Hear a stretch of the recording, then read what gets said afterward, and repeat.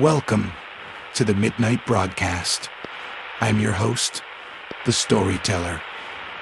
Join me tonight for another chilling tale resurrected from the past.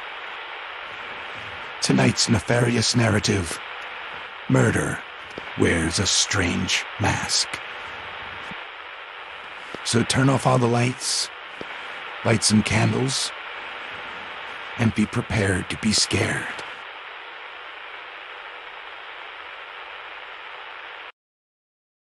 Every highway and byway is destiny's trail, and where it leads and what lies ahead is destiny's secret. Down a dark road speeds a car, bearing in it two who are destiny's children. Oh, they don't know it. To themselves, they're two people on their way to a masquerade ball. Steve Raymond and his fiancée, Marcia Phillips, heading for an evening of gaiety and laughter. But they are destined to spend a strange, macabre evening in fear. For one of the guests at the masquerade is death. You're rather fetching in your gypsy costume, Marcia. In a moment, I'll be tempted to read your mind. Well, there isn't much I can hide from you, darling. Your womanly instincts are quite remarkable. Especially where Joan Williams is concerned? Oh, now look here, Marcia. I must admit this magician's disguise of mine isn't too effective. For one thing, it hasn't helped me to change your disposition. Steve. But if you will, my dear, please try to check your suspicions at the door. Fortunately, we're not married as yet, and Ben Carter's masquerade promises too good a time for you to spoil. At the risk of being stubborn, dear, I'm curious to know what you see in her. Or perhaps you can tell me why Roy Benson is still madly pursuing her. I guess he never stopped loving her. He was her first husband. Just the same, Steve, dear. If I so much as see you go near her tonight, I might be tempted to drop a potent mixture in the punch bowl. Oh, be careful with your predictions, darling. You're a gypsy fortune teller tonight, and I'd rather not see you proven accurate. That's up to you, Steve. You're a little early with your masquerade, Marcia. Wait till we get to Ben's place. Then you can feed strychnine to Joan Williams and all my other lot.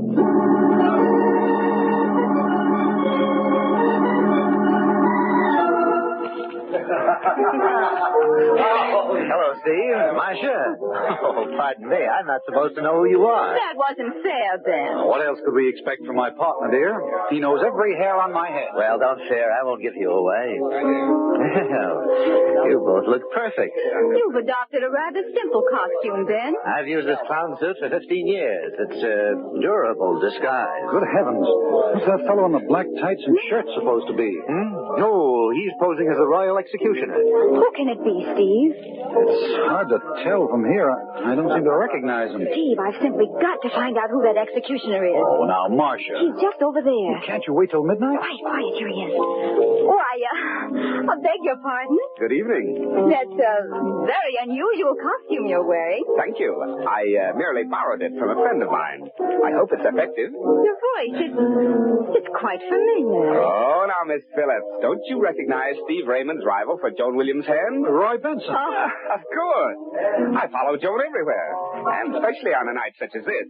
I couldn't resist seeing her dressed as Cinderella. And in a very charming costume, too, no doubt. Oh, but naturally, my wife, I beg your pardon, my former wife, has a talent for being beautiful. Now, what sort of executions do you have a hand in, Roy? Oh, no special method, Steve. I've really no preference. Hush, gentlemen. The dream approaches.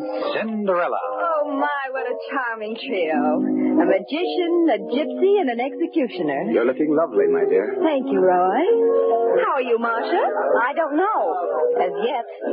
How are you, Steve, dear? Looking for a glass slipper, Cinderella? And perhaps a way to break our engagement. Perhaps. Quiet, everyone. Ben's getting ready to speak. Ladies and gentlemen of the masquerade, as master of the revels, I welcome you to the ball. You've been asked here, disguised in the roles for which you have all longed these many years. You are all strangers to one another, your identity known only to yourselves. Thus you will remain till midnight. But till that hour, the mystery of the unknown is yours. The excitement of living a dream is in your hands. I see a magician here, a peasant, a statesman, a clown such as myself, and, oh, there, There's Cinderella, who at midnight will find that dreams must end. But until the clock strikes, give yourselves to music and wine and dancing.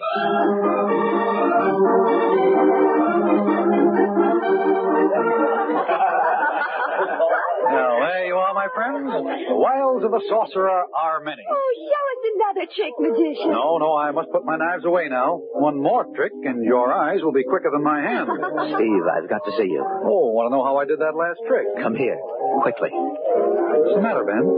There's something upstairs I want you to see. Can't it wait? You had better come now. Whatever it is, you're guarding it like a state secret. Ben, don't look so pale. It can't be as bad as all that. Were you up here earlier this evening? Yes, I think so. Were you in the library? You must have been spying on me. I was there a little while ago. Where are we going? To the library. Here. Here we are. There. In front of the fireplace. No, it can't be. Unfortunately, it is. Joan Williams. Stabbed to death. I don't believe it. It's not an illusion, Steve. It's real. I found her like this a few minutes ago. But how did it happen? I thought you could tell me. What are you talking about? Look at that knife closely. Good heavens. Isn't that one of the knives that you were using in your demonstration tonight, Steve? Oh, you're talking nonsense, Ben. I didn't kill her. Who said you did? Well, you inferred it. Oh, what's the sense of this wrangling? Joan's dead. I didn't do it, but I want the man who did. There's a set of prints on the knife handle, Steve. If they match yours, well, that's the answer. You're pretty well convinced that I'm murdered, aren't you, Ben? We'll let the police decide that. I'm going to call them. Well, no, you can't, Ben. You've got to give me a chance first. No? What do you mean? I swear to you that I didn't do it, Ben. Now, you've got to let me find who did. Just a few hours, that's all I need. Just till midnight. All right, Steve. Till midnight, then.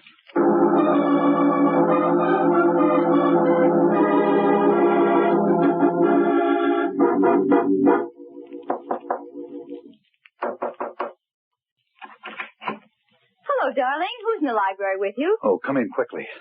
Ben told me that you were hiding away in here. No! Steve, you killed her. No, I didn't do it. I'm wondering if you did. Don't be a fool, Steve. You can't get away with murder that easily. I had no motive, Marcia. Unfortunately, you did. Does anyone else know she's dead? Ben found the body. And he's called the police. No, he's given me till midnight to find the murderer. Oh, what a complete waste of time. Not altogether, Marcia. Have you forgotten your prediction earlier this evening? That's of no importance. I'll admit I'm glad she's dead. But my wishing it didn't put that knife in her back. That remains to be seen, darling. Let's get it over and said with, Steve. I hope you're guilty. I hope they hang you. You've treated me like a fool. You've asked for everything you're going to get. I didn't know you could be so vicious, Marcia. I only hope that I'll be able to testify against you. Thank you, my sweet. I'm not interrupting, am I? No, I'm leaving. Good luck, Steve. Don't go too far away, Marcia. You might be very helpful to me. I'll be here when the police come. So long, Marcia. Well, we both lose, Roy. Yes. So Ben told me. He also said he thinks you did it, but I don't agree. Thanks. But how about some evidence? Haven't you any ideas at all? No, but that executioner's costume of yours worries me. I'm sorry, Steve, but this is my night off. My record's as clean as yours. How about Ben? I can't figure out a motive for him. Well, he's my business partner. He might be trying to pin this on me. Very weak, old pal. Would you have a motive? Well, I wanted her to marry me again, but she refused. Said she was waiting for you to make up your mind. The police could claim I killed Joan to get her out of the way. Oh, they'll dream up some motive. I'll tell you what I'll do, Steve. I'll come in with you. I don't think you did it, and I've as much a stake as you in finding the murderer. Thanks, Roy. But we've got to work fast. I want to talk to Marcia. She had a pretty good motive for killing Joan. Yes, jealousy is still fashionable, Roy. That's a good lead. You'd better quiz Ben. See what you can find. He's been pretty anxious to call the police. I wonder what he's hiding. Suppose you rattle a skeleton or two in his closet, Steve. Maybe we'll come up with a murderer.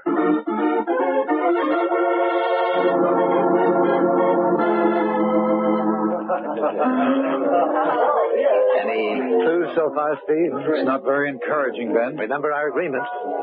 Midnight's the deadline. You know, Ben, I've completely neglected to ask you some rather important questions. No. What's on your mind, Steve? Well, for one thing, how come you happened to find Joan's body? I'll tell that to the police. Oh, I'm trying to clear myself of suspicion of murder, Ben. Make a very bad debating partner. Why not question Roy Benson? Now, listen, Ben, this is no idle business transaction. You've accused me of murder. You might be decent enough to explain why I should be so certain of your innocence. Suppose I call the police. Right now, Steve, let them settle the question of where the guilt belongs. You promised to hold off till midnight. Very well, then, but you might do better trying to clear yourself than just standing here arguing. Goodbye. Where are you going? I have an appointment with an executioner. Want to come along?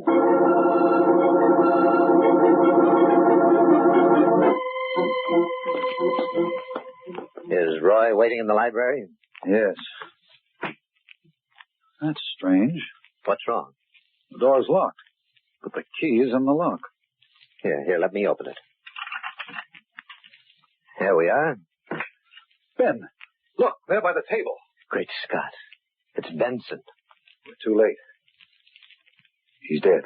It's horrible. The bullet did a thorough job. Strange we didn't hear the shot. I used a silencer. It's still on the gun. No, don't touch it, Ben. Leave it for the police. I want to apologize, Steve. You're completely innocent. How do you know? Well, it's obvious now. Roy killed Joan probably because he was incensed at her refusal to marry him again. Then he committed suicide at the realization of what he'd done. Well, that's a logical explanation, Ben, and it clears me completely, but I can't accept it. Why not? Because Roy didn't commit suicide. Steve, look at the layout of the room yourself. The gun's in his right hand. He was shot in the right temple. And the body of his victims beside him. Very neat deduction, but you left out the one flaw. What's that? The door to this room was locked from the outside. Obviously, death was instantaneous. If Roy had shot himself, he couldn't have locked the door from the other side. Yes, you're right. I unlocked that door myself. Yes, Roy Benson was murdered, and the killer must have been frightened away while he was locking the door. Then you're still implicated. But it's a rather gruesome joke on you. Somebody killed the executioner. A murderer has a sense of humor. Fine. Maybe my laugh's coming up.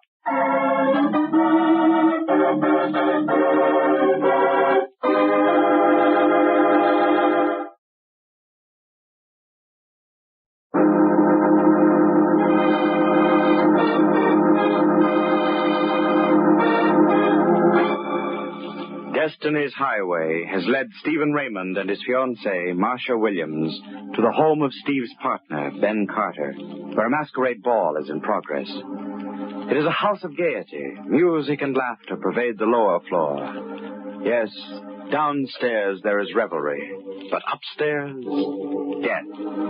In the library lie the bodies of Joan Williams and Roy Benson, her ex-husband. Steve Raymond, who has come to the masquerade dressed as a magician, is the chief suspect. For while Roy Benson was shot, the knife found in Joan Williams' body was used in Steve's magic act. Ben Carter, Steve's host, has promised to wait until midnight before calling the police, in order that Steve might find sufficient evidence to exonerate himself and perhaps find the real murderer. Steve is alone with Ben Carter. They're talking. It's not very far from midnight, Steve. Well, until they unmask Ben, I have a chance to find the murderer. The same person killed them both. The knife that killed Joan was yours. But whose gun was it? Well, the police can trace the registry. That's impossible. The serial number was filed off. How do you know that? I examined the gun while we were upstairs. But I had told you not to, Ben. I wanted the police to find things untouched. I was only trying to help you, Steve. After all, you're the only one on whom the police can build a case. Remember, it was your knife that killed Joan. Well, whoever stole that knife from me killed Joan and Roy. Better use your magician's get-up of yours, Steve, and see if you can pull a murderer out of your top hat. Yes, I'm going back to the party and do just that.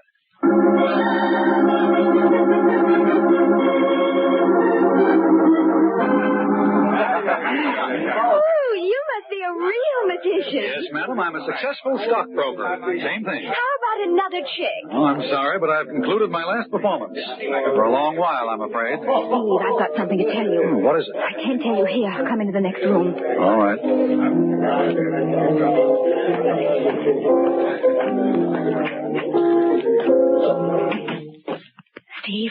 I know who killed Joan and Roy. Good girl. Who? Ben Carter. Are you sure? Practically. I was in the library looking at Joan's body, and I heard somebody in the next room. I turned out the lights and hid behind a large chair next to the fireplace. Did he come into the library? Yes. It was pitch black without the lights, but he had a flashlight with him. He played the light all over the floor as if he were looking for something. Do you know what it was? No, Steve. I was afraid to look out from behind the chair for fear he'd see me. How long was he there? Oh, about 5 minutes. I don't think he found what he was searching for, though. When he left the room, he muttered something about coming back later. Did you come right down here after he left? Oh, no. Right after he left the room, I went to the phone and called the police. Now, why did you do that? Well, I found the murderer, so it was my duty to notify them. How do you know Ben didn't hear you call? Oh, I waited until he was far enough down the hall. I even kept the lights out in case he happened to look back. How long ago did you phone? Just a few minutes ago. I came right down here to you after I called. I'll have to work fast. Come along, Marcia. I want to look at that library.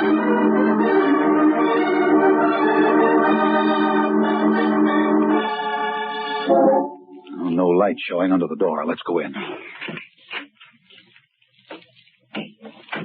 Nothing's been touched since I was here.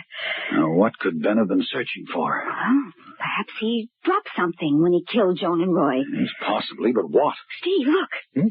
There. Under that chair near the fireplace. Yes, I see it. What is it? A large black button. I recognize that. Didn't you notice that one of the buttons on Ben's clown suit was missing? Yes, you're right, Marcia. There. Doesn't that prove his guilt? Well, not necessarily. The thing that still interests me is his certainty that my fingerprints are on the handle of the knife that killed Joan. Well, how could it have been used without disturbing your prints? By wearing gloves and using the blade part of the knife for throwing. That's very clever of you, darling. If my prints are still on that knife handle, they were placed there when I used the weapon in my little act downstairs. When it was stolen from me, the prints were very carefully preserved. What are you going to do? I'm going to make a call, try to get some information on fingerprints. Let me have the inspector, please. Wait a minute. Someone's on the other extension. Who is it? Ben. He's decided not to wait till midnight as he promised me. He's a little worried. Listen. Inspector Boland, this is Ben Carter, 116 Ocean Road. Yes, Mr. Carter. There have been 2 murders in my house. You'd better send someone out immediately. 2 murders? Both at the same time? No, they happened separately. What's going on up there? Please hurry. The murderer is still in the house. I'll watch him till you get here. We'll lock the doors. I want no one to leave before I get there. Crazy? He's giving himself up. I'm afraid he's not, Marcia. He's determined to prove me guilty. Oh, he hasn't a chance. Hasn't he? What proof do we have? Well, I saw him in this room. When Joan and Roy were killed? Of course not. But why was he sneaking around in here looking for this lost button? Well, whatever the reason, I'm afraid my goose and I are cooked quite thoroughly. Oh, no, you're not. Hey, where are you going? What? There's someone at the door. I think you ought to know I called the police. They'll be here shortly. Yes, I know. We heard you on the phone, Ben. I wouldn't advise either of you to leave the house. Why don't you stop all this pretense, Ben? We know you killed Joan and Roy. Marcia's still loyal to you, Steve. I was behind this chair earlier this evening when you came up here prowling around with a flashlight. Well, why didn't you help me find what I was searching for? Was it this? Yes. That's the button from my costume. Please give it to me. Oh, no. This goes to the police. Well, Oh, don't be absurd, Marcia. I lost it up here before the ball began. I'm sorry to contradict you, Ben, but it was on your clown suit when we first came tonight. Oh, right. Thanks for calling the police, Ben. All right, I admit I lost it up here after Joan and Roy were killed. I wanted the button back because I knew it would look suspicious if the police found it. Mm-hmm. It's midnight. I have to end the masquerade. Yes, and we mustn't delay the master of the revel. Coming, Steve? Yes, might as well, Ben. We'll keep an eye on one another until the police decide which one of us is the murderer.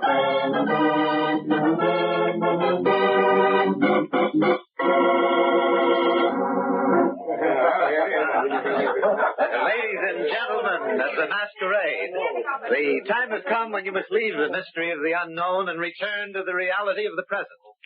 The peasant will become a wealthy man, the clown a respected philosopher, the beggar a statesman.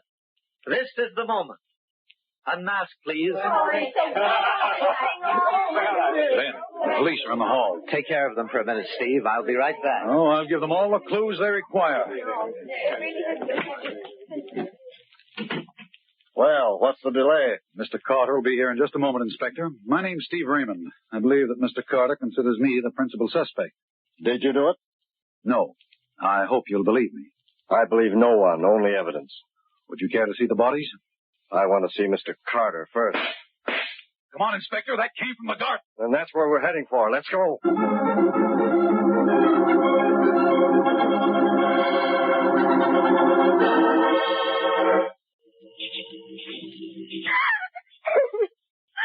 Oh, it was horrible. All right, now, calm yourself. We've no time for hysteria. I was sitting here under this arbor when I suddenly heard someone moving in back of me. I turned around quickly and saw Ben come toward me. That gun was in his hand. What did he say to you? Oh, his face had sort of a crazy look on it. He told me that I was the only one who could possibly testify against him. He came closer to me and brought the gun down as if to strike me. Did he hit you? No, I dodged the blow and I grappled with him for the gun. Finally, I managed to get possession of it. And I shot him. It was the only thing I could do. Let me see that gun, Mr. Raymond. Here you are, Inspector. Will you hold the flashlight, Mr. Raymond? Surely. Now, just a little fingerprint powder over the butt of the revolver. There we are. Now, do you see the impression? Yes, there are two distinct sets of prints on the butt. Just as I told you, Ben and I fought for the gun. Is your conclusion the same as mine, Mr. Raymond? I'm afraid it is, Inspector. Marcia lied in her story. That's ridiculous, Steve. Don't you see the two sets of prints? That's just it, Marcia.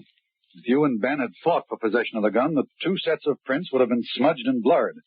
Not distinct and clear as they are now. It was very convenient of you to tell that story. Why'd you try to kill this man? Try? He's dead, isn't he? Not quite. Fortunately for him, one bullet missed and the other just creased his scalp. He'll be around shortly and in fine shape to testify against you. This was your second mistake, Marcia. I first became suspicious of your sudden reformation in my behalf when you told me you dialed the police telephone number in the darkened library. I was convinced you hadn't phoned when we listened in on Ben's call to police headquarters. It was obvious from the inspector's reaction that it was the first report of the murders he had had. Watch out, young lady. Don't make me chase you through the garden. I'm not that young anymore. Let go of me. Sorry. Of course I killed him. Joan was a worthless fool trying to take you away from me. I stole your knife and used it the way you guessed I did. Your prints were on the handle, but Ben didn't know for certain whether they were yours. Why did you kill Roy? He accused me of killing Joan, and he told me that he had the proof to back up his charge, and I couldn't take a chance. If I hadn't locked the door, you would never have guessed that it wasn't suicide. One mistake is all that's needed, young lady. Well, Mr. Raymond, I guess that's about all. Yes, Inspector. I'm afraid the masquerade is over.